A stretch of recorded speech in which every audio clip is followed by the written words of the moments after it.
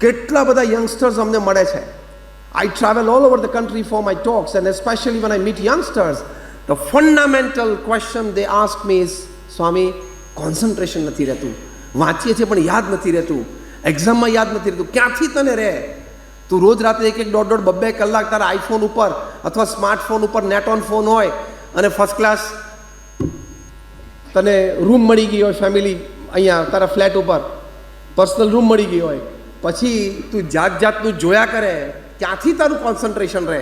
પછી તું તારું સ્ટડીઝ તું વાંચે તો તને પેજમાં પણ એ ફિલ્મ ચાલુ થઈ જાય.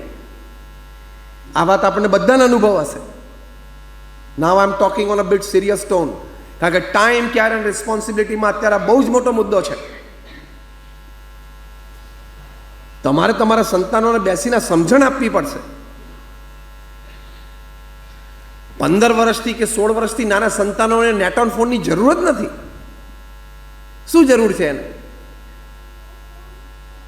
નહીં તો એ પણ પ્રોબ્લેમમાં મુકાશે સાયબર ક્રાઇમમાં, અને તમે પણ પ્રોબ્લેમમાં મુકાશો. એની હેબિટ્સ પણ બગડશે, ઇરિટેશન, ફ્રસ્ટ્રેશન પણ વધશે, મૂડ સ્વિંગ પણ વધશે, ડિપ્રેશન પણ આવશે, અને આ બધા ટીનેજર્સ અને યંગસ્ટર્સને હોસ્પિટલમાં ખસેડવા પડે છે.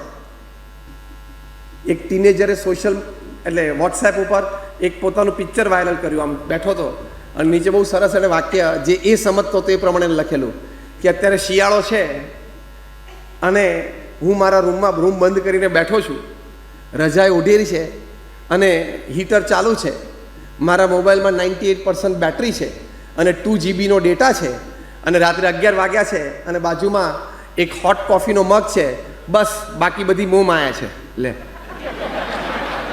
એટલે આજ મોહ માયા છે, બાકી સબ મોહ માયા હે.